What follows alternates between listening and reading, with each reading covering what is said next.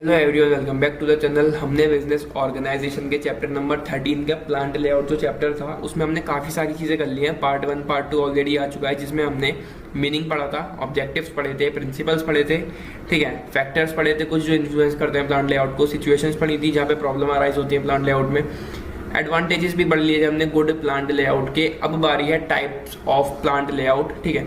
तो अगर आप कह रहे हो कि आप मन में आ रहा है कि यार ये सारी चीज़ें कब हुई, कैसे हुई, तो पार्ट 1 और पार्ट 2 जाके देखना, प्लेलिस्ट बनी हुई है, ठीक है। बिजनेस ऑर्गेनाइजेशन चैप्टर नंबर 13 करके एक प्लेलिस्ट है, उसमें 2 पार्ट मैंने अपलोड कर दिए हैं, जिसमें हमने जो मैंने अभी टॉपिक्स बताए वो सारे कर लिए हैं, ठीक है। तो अब बारी है प्लांट लेआउट की। किस तरह के प्लांट लेआउट होते हैं, मतलब कितने तरह के होते हैं, सामने लिखे हुए हैं 4, ठीक है। प्रोडक्शन और लाइन लेआउट, प्रोसेस और functional layout, fixed position layout और ग्रुप लेआउट, ठीक है। ये 4 तरह के प्लांट लेआउट होते हैं, जिसमें ये बहुत ज्यादा इंपॉर्टेंट है, प्रोडक्ट और लाइन लेआउट और प्रोसेस और फंक्शनल लेआउट। मतलब प्रोडक्ट को हम लाइन लेआउट भी बोल सकते हैं, मतलब 2 नाम है, दोनों का मतलब एक ही है, प्रोसेस और फंक्शनल लेआउट। ये ज्यादा इंपॉर्टेंट है, ठीक है, और अपने आप में बहुत बड़े टॉपिक है, अपने आप में एक टॉपिक जो है ये बड़ा है, ठीक है। फिक्स्ड पोजीशन लेआउट, वैसे तो चारों ही अच्छे टॉपिक हैं, बड़े टॉपिक हैं, मतलब लास्ट वाले ज्यादा बड़े नहीं है पर इंपॉर्टेंट है चारों ये, ठीक है। किस तरह के प्लांट लेआउट होते हैं, जो मेन है, शुरू के 2 हैं जो अपने आप में काफी बड़े हैं, जैसे मैंने पहले कहा। तो इसमें हम इस वीडियो में प्रोडक्ट और लाइन लेआउट के बारे में पढ़ने वाले हैं, मीनिंग क्या होता है, उसके फीचर्स क्या होते हैं, एडवांटेजेस डिसएडवांटेजेस, सब कुछ करने वाले हैं इस वीडियो में, ठीक है।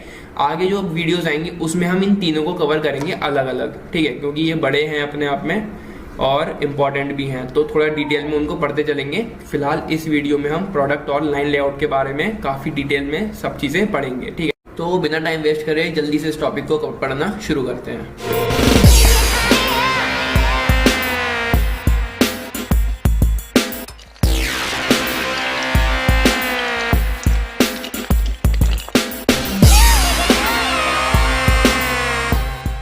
तो एक बार रीड करते हैं प्रोडक्ट और लाइन लेआउट के बारे में, ठीक है। In product layout machines and equipments are arranged in the sequence of the manufacturing operations required for the product. देखो प्रोडक्ट लेआउट में क्या होता है, मशीन्स हैं वो या इक्विपमेंट है वो अरेंज होते हैं एक पूरे सीक्वेंस में, ठीक है, ऑफ द मैन्युफैक्चरिंग ऑपरेशंस। जो भी ऑपरेशंस होंगे उसकी प्रोडक्ट के मैन्युफैक्चरिंग में, उस तरह से वो लगे होते हैं पूरा, ठीक है, सीक्वेंस में, ठीक। The materials move from one work situation to another sequentially without any backtracking और deviation of material। जो मटेरियल होता है वो मूव करता है एक मशीन से होकर दूसरी मशीन में वो जाता है, ठीक है, सीक्वेंस में, पूरे सीक्वेंस में, विदाउट एनी बैकट्रैकिंग, बिना रुके या कुछ भी डेविएशन हुए उसके, वो सीक्वेंस में चलता रहता है। It is called line layout because machines are arrange in a straight line. ये लाइन लेआउट इसलिए कहलाता है क्योंकि मशीन जो है एक पूरी स्ट्रेट लाइन में लगी होती हैं, अरेंज होती हैं वो पूरी। The raw materials are fed at one and taken out as a finished product on the other। Raw material हम एक तरफ लगाते हैं, ठीक है, जो भी प्रोडक्ट, अगर एक प्रोडक्ट किसी मटेरियल से बन रहा है तो वो सारा मटेरियल हम एक तरफ लगाएंगे, ठीक है, वो प्रोसेस होगा, सीक्वेंस में जाएगा एक मशीन से दूसरी मशीन से तीसरी मशीन, फिर एंड में वो बिल्कुल फिनिश्ड प्रोडक्ट बन के निकलेगा जो लास्ट मशीन होगी वहां से, ठीक है। It is a grouping of machines in one sequence. A product layout में assume a straight line shape. वो स्ट्रेट लाइन शेप में हो सकती है, यू शेप में हो सकती है, सर्कुलर शेप में हो सकती है, लेकिन वो मशीन जो है पूरी सीक्वेंस में लगेंगी, एक के बाद एक मशीन, एक के बाद एक machine. A straight line type of product layout is given below. देखो एक कुछ तरह इस तरह का चित्र होता है, मतलब चित्र है ये, और इस तरह की कुछ मशीन वो लगी होती हैं, ठीक है। प्रोडक्ट है ये, लेथ है, ठीक है, जहाँ पे मशीन कुछ लोहा हो या कुछ भी लकड़ी हो उसको शेप देती है, उसको हम लेथ बोलते हैं मशीन को, ठीक है। तो यहाँ पे हमने वो प्रोडक्ट डाला, ठीक है, वो प्रोडक्ट यहाँ गया, फिर दूसरी मशीन में गया, वहाँ पे वो ड्रिल हुआ, तीसरे में मशीन में वो गया, ग्राइंड हुआ, फिर असेंबल हुआ, फिर वो जब बन के आया तो वहाँ पे वो पेंट हुआ। इस तरह से वो पूरा सीक्वेंस में मशीन लगी होती हैं और प्रोडक्ट डिजाइन होता है या फिर बनता है, ठीक है, मैन्युफैक्चर होता है, प्रोड्यूस होता है, कुछ भी कह दो, ठीक है। वही प्रोडक्ट भी प्लानर, फिर ग्राइंडर, फिर मिलर, फिर लेथ, फिर वेल्डिंग। तो मतलब इस तरह से ये डायग्राम बता रहा है कि ऐसे कुछ स्ट्रेट लाइन में वो मशीन लगी होती है प्रोडक्ट लाइन लेआउट में। प्रोडक्ट लेआउट का हो या फिर लाइन लेआउट का हो, बात एक ही है। और वो जो भी पर्टिकुलर प्रोडक्ट होता है वो प्रोड्यूस होता है इस तरह से पूरा सीक्वेंस में, ठीक है। तो ये था मीनिंग, प्रोडक्ट कहो या फिर लाइन लेआउट, वही सेम चीज मैं दोबारा दोहरा रहा हूँ, सॉरी उसके लिए, ठीक है। तो ये था इसका मीनिंग। आगे बढ़ते हैं। आगे हमारे मेजर फीचर्स होगा प्रोडक्ट लेआउट। अब जो प्रोडक्ट लेआउट है या फिर लाइन लेआउट है, चलो यार इसमें ज़्यादा कंफ्यूज मत हो, इसको प्रोडक्ट लेआउट ही बोलते हैं, ठीक है। लाइन लेआउट, प्रोडक्ट लेआउट बात एक ही है, मैं बार बार 2 नाम नहीं ले रहा वरना कंफ्यूज हो जाओगे। तो प्रोडक्ट लेआउट के हम फीचर्स यहाँ पढ़ने वाले हैं, ठीक है। पहला है the production facilities are arrange in sequence as per the needs of the product so as to enable employees to perform operations easily and efficiently. जैसा कि अभी हमने पढ़ा मीनिंग में, पहली लाइन हमने यही पढ़ी, जो भी प्रोडक्शन फैसिलिटीज़ होती हैं वो अरेंज होती हैं एक सीक्वेंस में एज पर द नीड्स। जो भी नीड्स हैं उस प्रोडक्ट को मैन्युफैक्चर करने में जो भी प्रोसेस है उसके अकॉर्डिंग वो पूरा सीक्वेंस में मशीन्स अरेंज होती हैं so as to enable employees to perform operations easily. जो कि ये क्यों होता है, जिससे कि जो एम्प्लॉयज़ हैं वो उनके जो भी ऑपरेशंस है वो इजीली परफॉर्म कर सकें और एफिशिएंटली उन ऑपरेशंस को वो कर सकें, ठीक है, सीक्वेंस में लगी हुई है मशीन्स क्योंकि। नेक्स्ट है there is a continuous flow of materials from the input of raw material to the finish product. एक कंटिन्यूअस फ्लो होता है मटेरियल्स का, जैसे कि वो सीक्वेंस में पूरे लाइन में मशीन्स लगी हुई हैं, तो एक कंटिन्यूअस फ्लो होता है बिना रुके। एक मशीन्स में कुछ काम हुआ, फिर वो सारा प्रोडक्ट जो भी उसमें मटेरियल था वो आगे बढ़ा, फिर उसमें दूसरा काम हुआ दूसरी मशीन में, फिर वो आगे बढ़ा, फिर तीसरा काम हुआ उसमें, ठीक है। तो इस तरह से वो पूरा कंटिन्यूअस फ्लो मटेरियल्स का चलता रहता है और एंड में फिनिश प्रोडक्ट पूरा बन जाता है उन मशीन्स में एक के बाद होते हुए, ठीक है। थर्ड पॉइंट है the machines which are laid in a sequence can perform only the designated task in the sequence of operation. जो भी मशीन्स हैं, ठीक है, सीक्वेंस में लगी हैं, वो एक बार ओनली जो भी टास्क उनका होगा, ठीक है, एक प्रोडक्ट में ये काम होना है तो वो सिर्फ वही काम करेंगे पूरा सीक्वेंस में, ठीक है। ऐसा नहीं है कि एक प्रोडक्ट है, ठीक, उसमें पहले पेंट हो रहा है, फिर उसके बाद वो उसमें कुछ और चीज़ें डिज़ाइन हो रही हैं, फिर और चीज़ें हो रही हैं, तो इस तरह से वो एक ही जो टास्क उसको मशीन्स के लिए बने होंगे वही टास्क वो करेगी। ऐसा नहीं है कि कोई और प्रोडक्ट तुम उसमें डाल दो और तुम उसको कुछ और बना रहे हो, वो सारी चीज़ें वो उसमें नहीं होंगी, ठीक है। तो जो मशीन जिस चीज़ के लिए बनी है वो मशीन वही काम करेगी, जो टास्क उस मशीन को दिया होगा, जिस टास्क के लिए वो मशीन बनी होगी वही वो काम पूरा सीक्वेंस में मशीन करेगी, ठीक है। तो ये थे फीचर्स प्रोडक्ट लेआउट के। आगे बढ़ते हैं, आगे हमारे हैं एडवांटेजेस ऑफ प्रोडक्ट लेआउट, ठीक है। प्रोडक्ट लेआउट के क्या क्या फ़ायदे हैं वो हम यहाँ पढ़ेंगे अभी। फर्स्ट पॉइंट है रेजेज स्पीड ऑफ प्रोडक्शन। जो प्रोडक्शन की स्पीड होती है वो बढ़ जाती है। कैसे? As production proceeds from the first operation to the last, without interruption, the speed of production is greater, requiring less process time. In addition, it enables management to introduce effective production control techniques. There is shortening of processing timing. तो अभी जैसे हमने feature में पढ़ा कि continuous एक flow चलता रहता है मटेरियल का, हम एक तरफ से मटेरियल डालते हैं, फिर वो एक दूसरे से मतलब एक के बाद एक मशीन में जाके वो पूरा कंटिन्यूअसली पूरा मटेरियल उसमें काम होता रहता है और एंड में जाके वो पूरा फिनिश प्रोडक्ट बन जाता है। तो ठीक है, इससे क्या होता है, प्रोडक्शन की स्पीड बढ़ जाती है क्योंकि कंटिन्यूअस फ्लो चल रहा है। वही चीज़ में साफ साफ लिखी हुई है, speed of production is greater, requiring less process time. जो टाइम होता है प्रोसेस का वो भी कम लगता है क्योंकि मशीन सीक्वेंस में है, एक के बाद काम हो रहा है। मैं वही वाले वर्ड्स दोबारा नहीं बोलना चाह रहा, वही सारी चीज़ें लिखी हैं। टाइम वेस्ट करने से अच्छा है इसमें और ना पढ़ के आगे वाले पॉइंट पर बढ़ते हैं, ठीक है। इसको रीड कर लेना, वही सारी चीज़ लिखी है। Their shortening process of time, तो जब सीक्वेंस में सारे काम हो रहे हैं तो जो प्रोसेसिंग टाइम है उसका वो कम लगता है, ठीक है। मिनिमाइज क्लैरिकल वर्क, ठीक है। क्लैरिकल वर्क क्या होता है, हम कुछ काम कर रहे हैं, वहाँ पे हमने एक डिपार्टमेंट बनाया हुआ है जो कि सारा काम देखेगा, ठीक है। वो कॉल्स वगैरह मैनेज करेगा और बहुत सारी चीज़ें होती हैं, एक तरह से इंस्पेक्शन करेगा पूरा, ठीक है। तो यहाँ पे क्लैरिकल वर्क मिनिमाइज हो जाता है। कैसे? Continuity of the production line avoids the necessity of counting, inspection and recording at intermediate stage. हमें हर एक स्टेज पे उसको काउंटिंग करके नहीं देखना है, उसको इंस्पेक्शन करके नहीं देखना है, उसको रिकॉर्ड करके नहीं देखना है। क्यों? क्योंकि सीक्वेंस में काम हो रहा है, सारा वो होता रहेगा, ठीक है। ऑब्वियस सी बात है, मशीन्स हमारी पूरी रेडी है, हमने मशीन्स को टास्क दे दिया है, मशीन जिस टास्क के लिए बनी है वही काम उनसे करवा रहे हैं, तो उसमें हमें ज़्यादा इंस्पेक्शन वगैरह करने की जरूरत नहीं है, कंटिन्यूटी उसकी चलती रहेगी, ठीक है। It is enough to count at the start and at the last stage when the finish product emerges. एक बार हमने रॉ मटेरियल डाला, हम वहीं पे उसको काउंट कर लेंगे, हमने इतना इतना रॉ मटेरियल डाला है, ठीक है। इंस्पेक्शन भी हम फर्स्ट स्टेज पे कर लेंगे, फिर उसको पूरे प्रोसेसिंग के बाद जब एंड में वो उसका वो पूरा फिनिश प्रोडक्ट निकलेगा, वहाँ पे एक बार हम उसको काउंट कर लेंगे, वहाँ एक बार इंस्पेक्शन कर लेंगे, बीच में हमें कुछ करने की जरूरत नहीं है। तो क्लैरिकल वर्क यहाँ पे मिनिमाइज हो जाएगा, मिनिमाइज यानी कम हो जाएगा अपने आप, ठीक है। थर्ड पॉइंट है facilitates planning of work schedule, ठीक है। As the capacity of a line is known, it is easy to plan work schedules and control production effectively. जो भी हमारे प्लानिंग है हमने कर रखी है पूरी, ठीक है। जो भी हमारे वर्क शेड्यूल है उनकी प्लानिंग हमने कर रखी है। As the capacity of a line is known, हमें पता है कि इस मशीन, ये जो सीक्वेंस में मशीन्स लगी हुई हैं, ये इनकी इतनी कैपेसिटी है, इतने समय में इतना प्रोडक्ट ये बनाएंगी, इतना हमें रॉ मटेरियल डालना है, हमें सब कुछ पहले से पता है, ठीक है, क्योंकि हम करते आ रहे हैं वो काम रोज। तो हम पहले से अपने शेड्यूल जो है प्लान कर सकते हैं, ठीक है, जिससे हम अपने प्रोडक्शन इफेक्टिवली कर सकते हैं। जब हमें सब कुछ पता है कि इसमें इस मशीन की इतनी कैपेसिटी है, इतना रॉ मटेरियल हमें इस समय में डालना है और इतने समय में इतना काम ये करेगी, इतनी एनर्जी लगेगी, इतनी लेबर लगेगी, इतनी इसमें मेहनत लगेगी, तो हम पहले से अपना वर्क शेड्यूल प्लान कर सकते हैं पूरा और उस सब कुछ प्लान करके हमारी जो प्रोडक्शन होगी वो इफेक्टिवली हम कर सकते हैं। ठीक, optimum use of floor space यानी जो भी हमारा ज़मीन है, ठीक है, जो भी हमारे प्लांट में जितनी भी जगह है उसको हम बहुत अच्छे से ऑप्टिमम यूटिलाइजेशन उस फ्लोर का कर सकते हैं। Under product layout the direction of the movement and the quantity of material are handled automatically. ठीक है, जब वो मशीन सीक्वेंस में एक बार लगी हुई है, हमने ये सब कुछ पहले भी पढ़ा था पार्ट 2 में, पार्ट 1 में लेआउट के बारे में जब हम पढ़ते हैं सारी चीज़ें, तो वो सब कुछ हमारा सीक्वेंस में लगा हुआ है। तो वहाँ पे हमारा जो जितनी भी क्वांटिटी है मटेरियल की, जितनी भी चीज़ें हैं वो सारी अपने आप ऑटोमेटिकली हैंडल हो जाती हैं। It means less space and so lesser cost of construction. उस मशीन, जब मशीन एक तरह से लगी हुई है उस पूरे में फ्लोर पर, ठीक है, सारी चीज़ होती रहेंगी अपने आप, स्पेस अपने आप मेंटेन होगा उसका। ठीक है, the available space is utilise fully under product layout. तो प्रोडक्ट लेआउट के अंदर वो सारी चीज़ें यूटिलाइज हो जाती हैं, जो भी स्पेस होता है वो सारा अपने आप यूटिलाइज हो जाता है पूरी तरह से। और इसमें हमने डिटेल में पार्ट 2 में हमने पढ़ा था किस तरह से हम उसको मैनेज कर सकते हैं। ठीक है, उसको एक बार देखोगे तो ये सारी एडवांटेजेस अपने आप समझ में आ जाएंगी। ठीक है, फिर इसका लास्ट पॉइंट है provides easy and economical supervision. ठीक है, इजी एंड इकोनॉमिकल सुपरविजन ये प्रोवाइड करता है। कैसे? As all production activities are on the same floor. सारी प्रोडक्शन एक्टिविटीज जो है एक सेम फ्लोर पर हो रही हैं, सेम जगह पर हो रही हैं। A single supervisor can easily supervise them, reducing the cost of supervision and making the supervision work effective, easy and economical.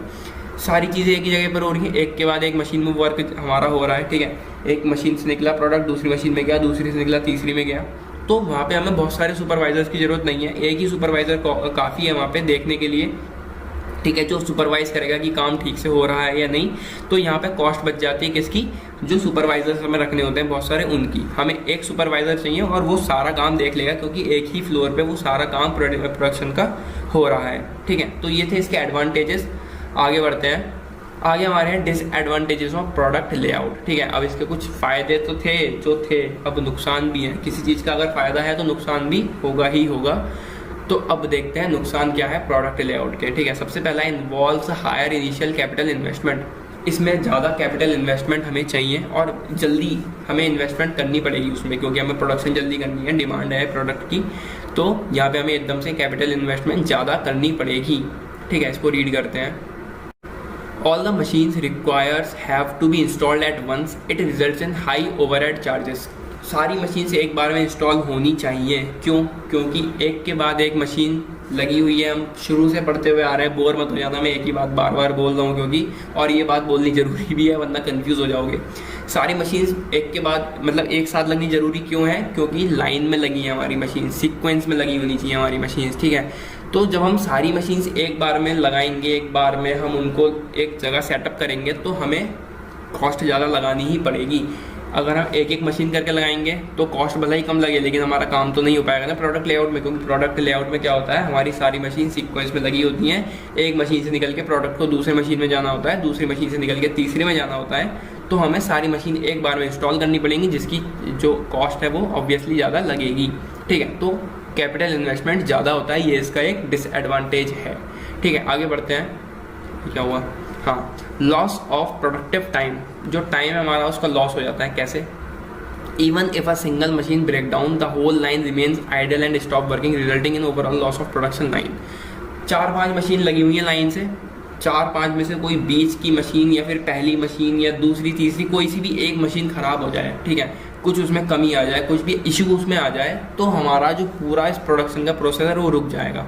ठीक है, सोचो 4 मशीनें लाइन से लगी हुई हैं, दूसरी वाली मशीन खराब हो गई, तो पहली वाली मशीन से निकल के प्रोडक्ट सीधा तीसरी मशीन में थोड़ी चला जाएगा। पहले उसे दूसरी में जाना था, वहाँ उसको प्रोसेस होना था, तब वो तीसरी में जाता, तो पूरी प्रोडक्शन लाइन जो है रुक गई, समय खराब हो गया। ठीक है, और प्रोडक्शन भी वहाँ रुकी हुई है, तो काफ़ी सारे लॉसेस हो सकते हैं वहाँ पे। ठीक है, this loss of production time can however be prevented by avoiding efficient maintenance service. या तो हमारे पास एफिशिएंट मेंटेनेंस सर्विस हो कि जैसी मशीन खराब हुई एकदम से कोई सर्विस मैन आया वहाँ पे और उसने उसको मेंटेन कर लिया पूरी तरह से।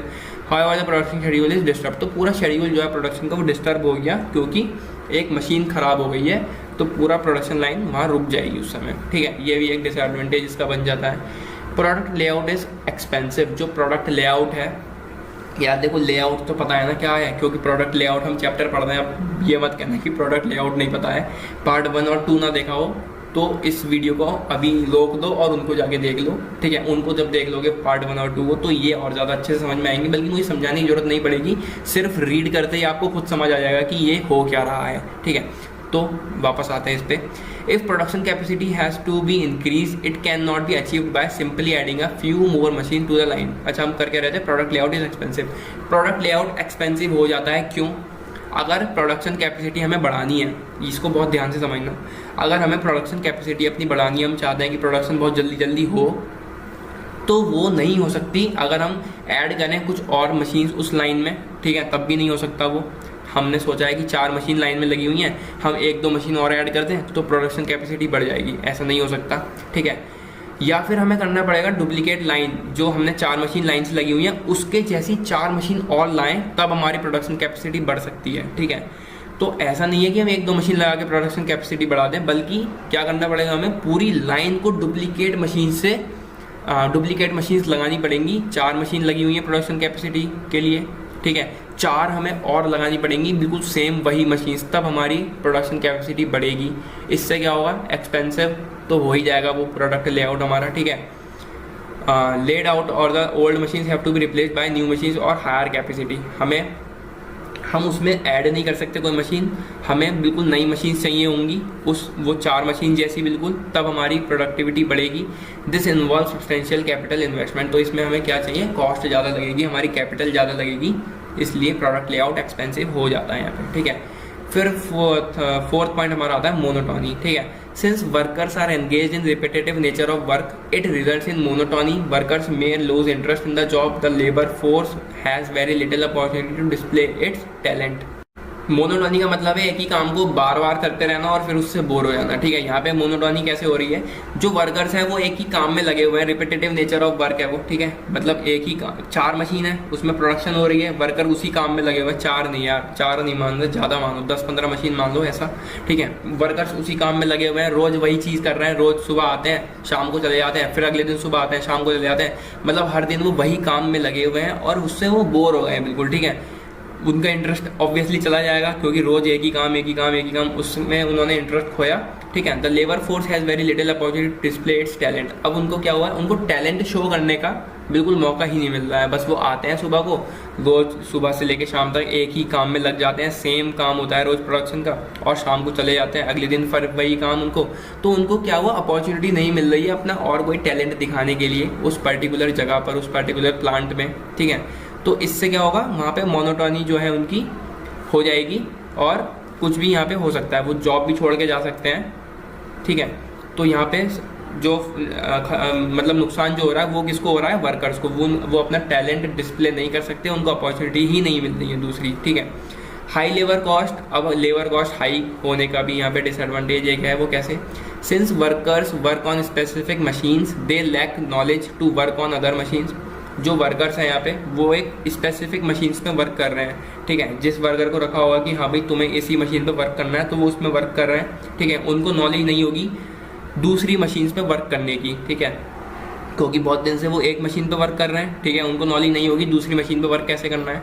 Therefore in case of absenteeism of a worker engage in any particular work, the entire work flow may get affected. क्या होगा, अगर कोई वर्कर मतलब नहीं आता है उस दिन, तो पूरा जो वर्क फ्लो है वो अफेक्ट करेगा उस चीज़ में। The organisation may need to employ and train surplus workers who can work on any machine. तो ऑर्गेनाइजेशन को क्या करना पड़ेगा, अगर वर्कर्स छुट्टी मार भी जाएं, किसी वजह से ना आ पाएँ, तो दूसरा वर्कर वहाँ पे संभाल सके, उसकी जगह ले सके। तो ऐसा वर्कर रखने के लिए हमें लेबर कॉस्ट ज़्यादा लगानी पड़ेगी, उसमें लेबर कॉस्ट ज़्यादा लगानी पड़ेगी, सॉरी, ठीक है। क्यों, क्योंकि अगर वर्कर्स एब्सेंट हो गए तो वहाँ पे पूरा वर्क फ्लो अफेक्ट होगा। इस चीज़ से बचने के लिए वो ऐसे वर्कर्स रखेंगे जो नॉलेज रखते हो सारी मशीन्स की।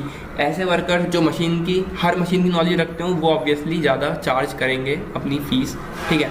तो ये थे डिसएडवांटेजेस प्रोडक्ट लेआउट के, ठीक है।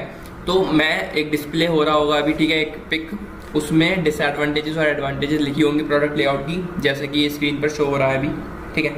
तो इसमें बहुत शॉर्ट में दी हुई है एडवांटेजेस भी और डिसएडवांटेजेस भी, ये तो हमने बहुत ब्रीफली पढ़ ली, ठीक है, बहुत अच्छे से एक्सप्लेन भी कर दिया।